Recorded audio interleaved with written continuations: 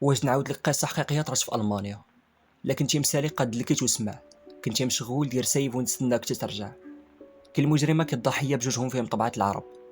ما كيفاش بدات هاد الحرب؟ بنت سميتها شربان في العشرينات من عمرها اختارت تدخل العالم المادي وتقلب على حاجه من الحوايج الغريبه. لوبجيكتيف هي تلقى بنت كتشبه ليها، ماشي في السميه مي في الشكل وكل شيء. دازت مده لقات البيرسوناج اللي كانت كتقلب عليها.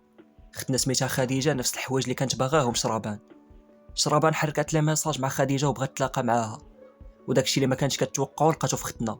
نفس العمر، نفس اللون، نفس الشكل، نفس الطول. وزاد لقاتها ساكنه غحدها. غش 2022 دارت شربان وقيتها مع خديجه.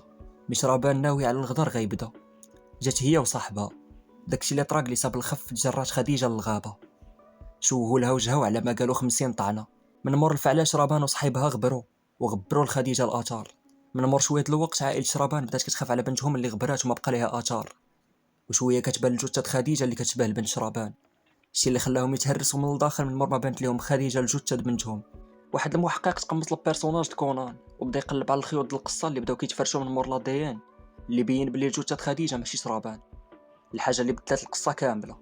28 يناير 2023 تشدات شربان وصاحبها، وبالجريمه اللي دارت اعترفات، وبرات هضرتها باللي بغات تهنى من الكونترول د والديها بهاد الطريقه، ويشوفوا في خديجه اللي ماتت شربان بنتهم. الهضور اللي تماك كتقول يقدروا يعيشوا 30 عام في الحبيب بيس ديالهم. كان انا